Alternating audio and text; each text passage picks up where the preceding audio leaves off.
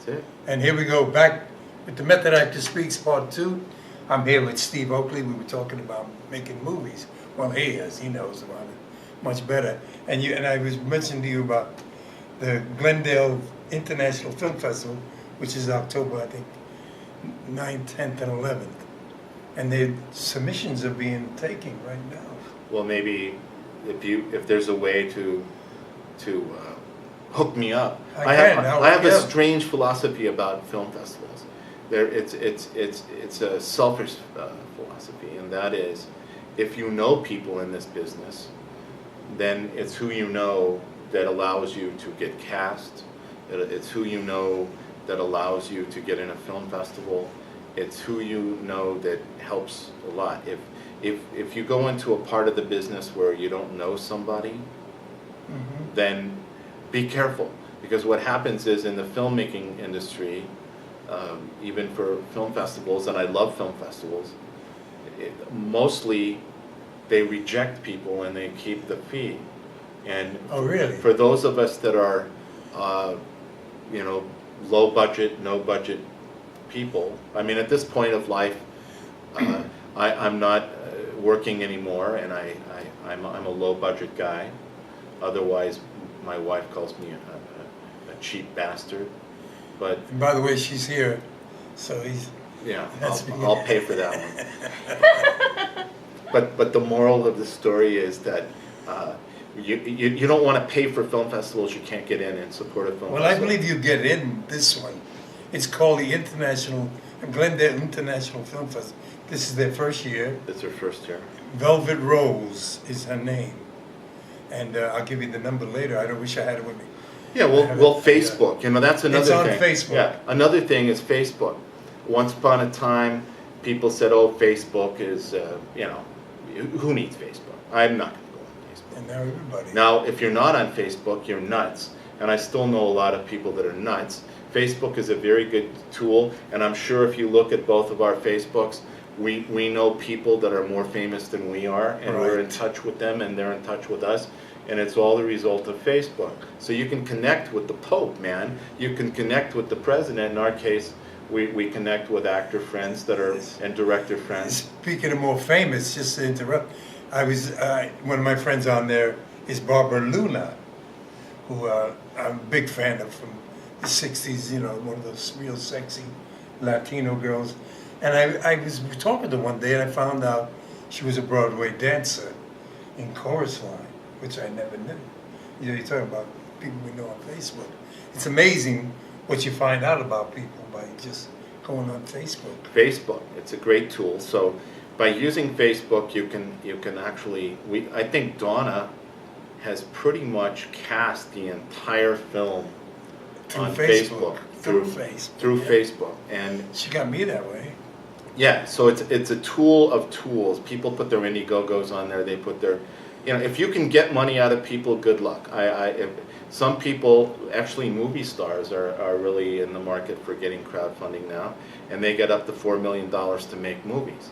But in my case, if you put all my friends in a box, the box would be empty. So Really? So you've tried? I've approached people in my life. No, I mean this India or whatever. No, I haven't, but it's based on people in your life that'll support you, or that you can coerce. Is it really? And I can't coerce anybody. But if you're really famous, I can't even coerce my wife. If you're really famous, then the people flock to you because they want your movie to be made. So that's okay. Yeah, if you're really yes. famous, put out money ads on Indiegogo and crowdfunding and get the money. But I found in disappointment in life, I'd rather just make the movie and not have any reason why I didn't make the movie.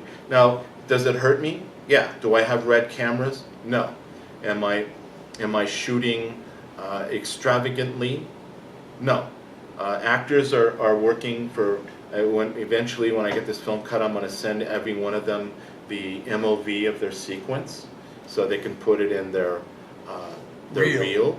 And we're doing it for exposure, which brings me to the next lesson, boys and girls. IMDb. That the reality that is now show business is predicated on IMDb. That means if you never took IMDb seriously, you made a mistake. In the beginning, I didn't take it seriously. I've paid the price because a lot of my stuff isn't on there when it should have been. And now I'm current, so to speak, and I understand the value of IMDb, just like Facebook. These are important tools for filmmaking and for being a successful actor. And in IMDb, it's how much are you doing, even if what you're doing is for friends and the rest of it, you got something on there. If you have nothing on there and you have these 2012, he did nothing, what's wrong with him? He's slipping. So the people are stacking it up, man. How many can you get in 2014? How many pre-productions you have going? How many rumors are you involved in? And it's all about this publicity of the fact that you're doing something. We're back to doing something. If you make a movie, you're doing something. If you're acting in a play or a movie, you're doing something. It's about doing something. But they don't put your plays on there. It's No. theater work. The play is just where you're going to learn to act.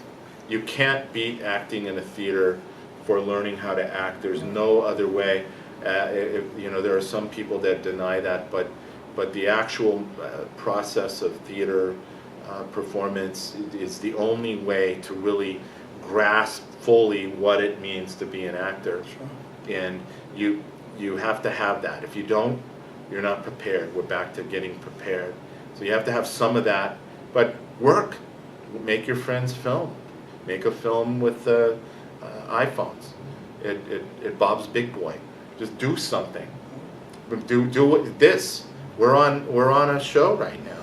This is putting something out there. We don't know who's going to watch this show. It's true. Besides the CIA and the FBI and the fly that's in here bugging my wife and bugging us. That fly, I'm telling you, it's a government fly. But the bottom line is, besides that, somebody that might reach out to us and say, you know what? These guys need to make a film right now. Well, people have gotten work from, and I know for a fact that they've come back and told me they've gotten work, because a lot of casting directors, and I got this from them themselves.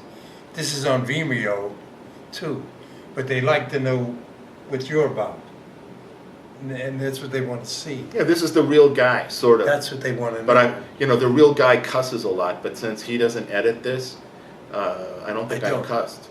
So in real life, you'd have to bleep me out all the time because I like to cuss. That's almost like, it's interesting you say that. I mean, people think they have to curse. It's like actors think when they're angry they got to be loud. You don't have to be loud. Have you ever seen The Pawnbroker? Oh yeah. The loudest scream I ever heard in my life was the scream that he made in that movie, Rod Steiger. No sound came out.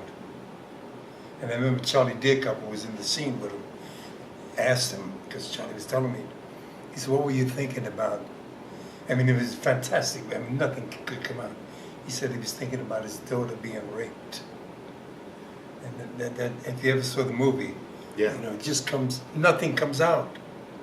Well, that's another thing. Loudest scream I ever heard. When you're really a Jerry Lewis style actor or a Clint Eastwood style actor, and that means you can direct yourself, which is what I had to do a lot when I acted. I gave up acting when I got older and more insecure with who I am.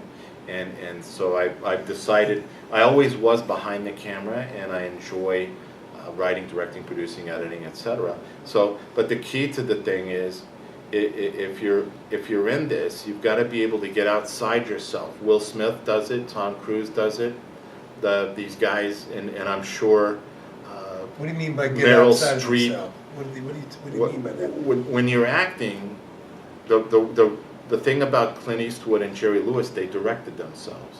So I had to do that all the time in the theater, and for 26 years. So the key to that is, do you see what the camera sees? Do you see what the audience sees?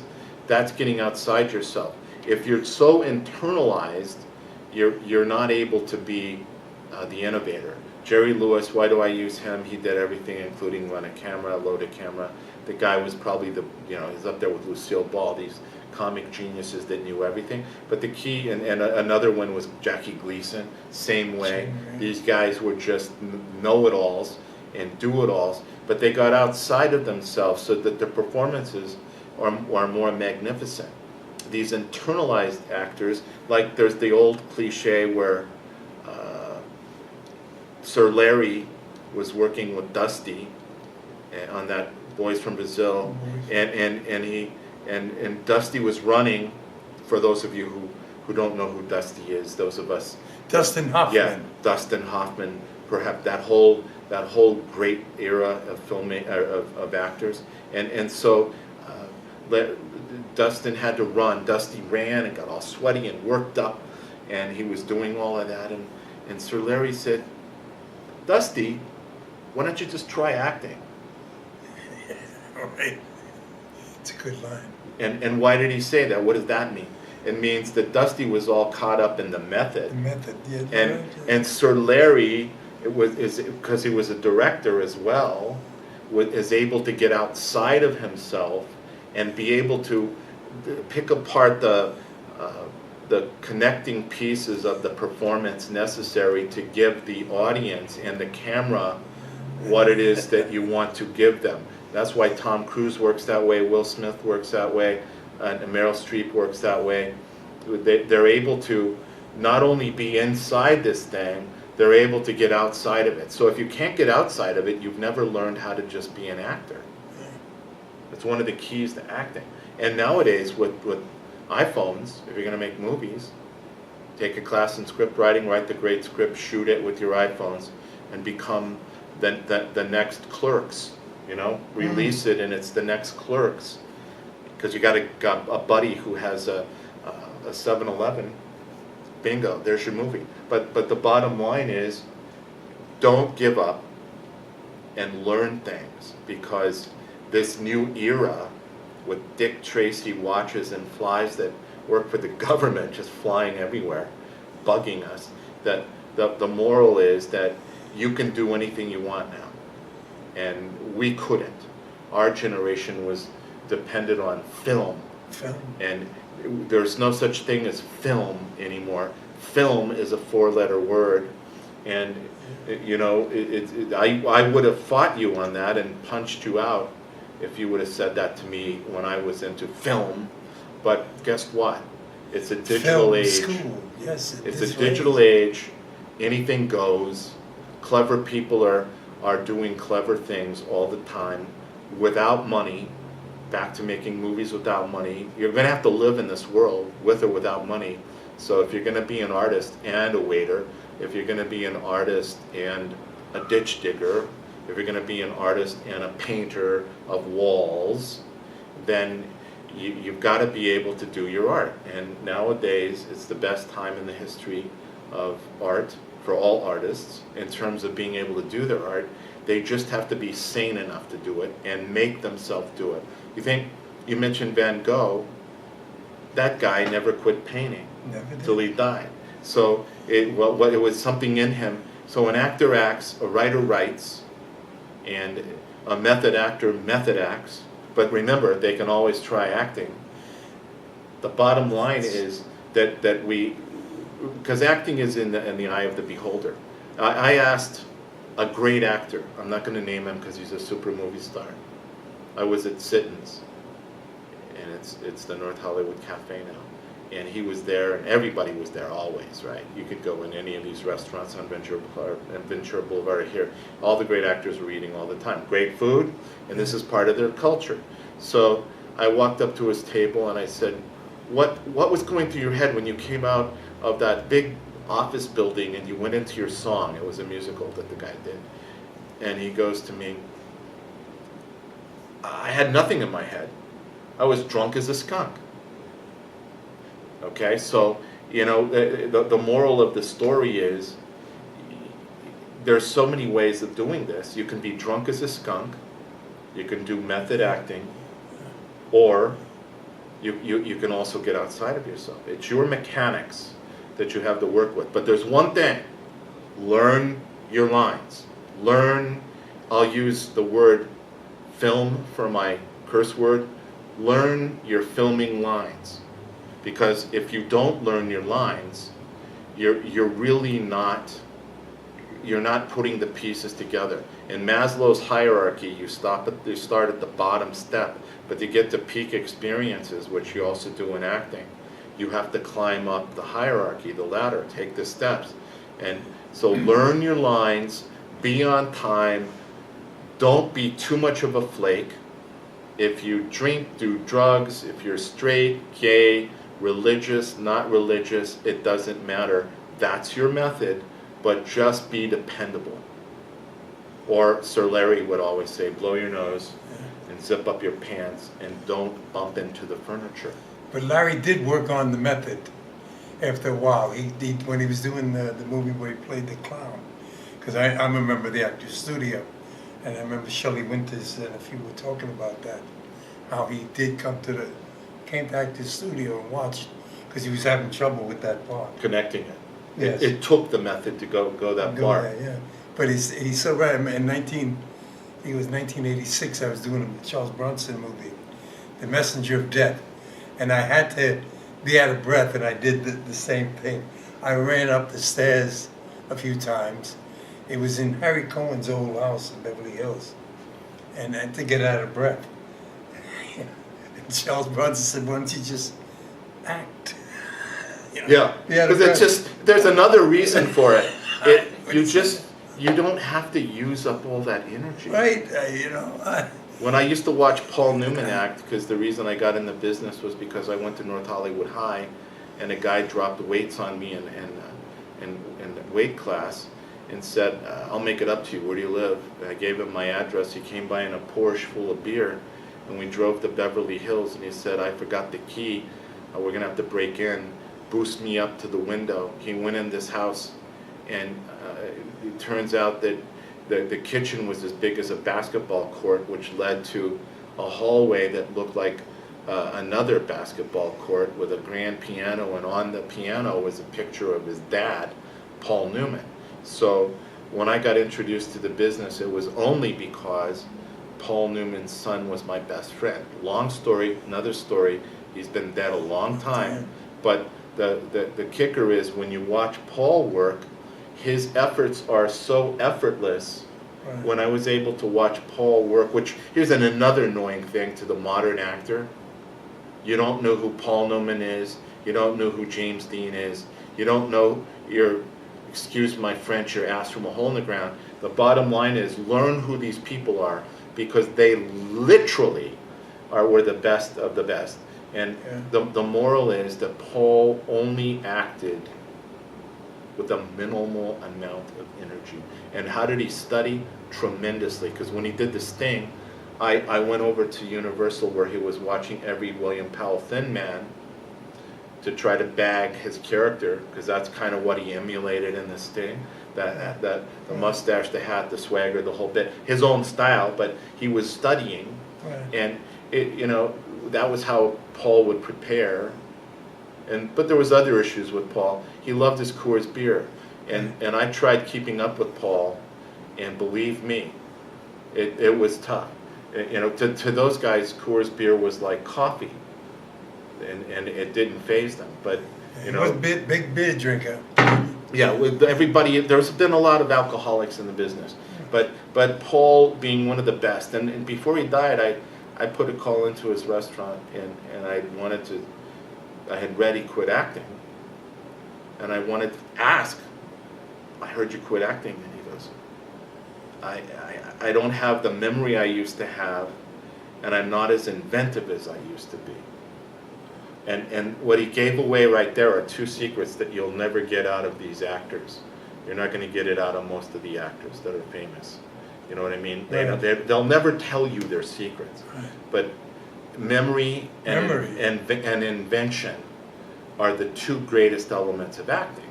So make your memory work. Memorize poems, memorize phone books, memorize anything. Yeah. And then in addition to that, be inventive. You're right. I remember in my youth, the lines, you remember them so easy. The older you get, I mean, and then it takes some time. It's more effort. I really had to work. Acting is a bitch. It's called the work. There's nothing easy about You look over Actors Studio in Lee Strasberg, it's called doing the work. it. Is work.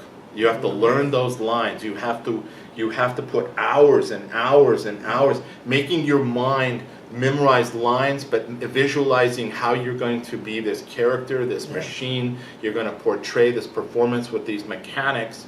And that all applies to making movies because we rely on mechanics from actors. You're right. Do you have a website or anything like that? Grunder Oakley Productions.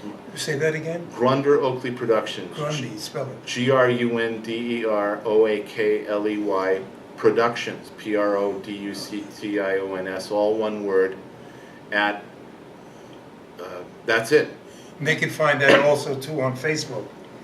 Oh yeah, Steve Oakley is on Facebook. But I mean, your website will be on your about page. Yeah, but I don't think I created anything with our business on there. Oh. Our little filmmaking business is Grunder Oakley Productions, and Steve Oakley on Facebook. That's how to get a hold of me. That's the best way to get a hold. Yeah. I want to thank you both for coming on. That was a history of some, and in your insight, especially with Paul Newman, who, by the way, started Actors Studio out here. Whoa. In 1962, he's the one that he supported Actors Studio for so many years. He did a lot of supporting of a lot of things. A lot of things with his charity. acting was as smooth as the greatest drink of scotch that's 200 years old on the planet. Yeah, from Paul Newman. Yeah, he started Actors Studio out here in L.A. It was 1962. A great, benefactor. His bride is still alive, Joanne. Joanne is a queen and also able to direct and act. And she does a lot of directing in the theater in Connecticut. Yeah, she's a phenomenal artist in our field. Well, she did direct the movie too, so I mean, she knows a way around. It was a great artist and a great thing. Well, I wish you all the best, and yeah, and thank you for having me on. Thank you for having me. I'm working on a comedy coming up, and there's a role in it for you. Well, thank you. And you don't want to give the? Well, no, that one I'm not going to give away. Okay. It's coming up. It'll be on my IMDb. Once we get it on there, then the secret's out. Well, you got it. Joycelyn here, who's cut my hair. She really did. Now, here's a woman who does it all. She does it all. She acted in my movie casting agency. I've known her for years. She's funny, intense, dramatic, and a cool person. Joycelyn Liu. Go to joycelynliu.com, and because she'll be doing my hair, I'm getting ready for another one. Listen, thank you and your bride for showing up. And once again, I'll get in touch with you.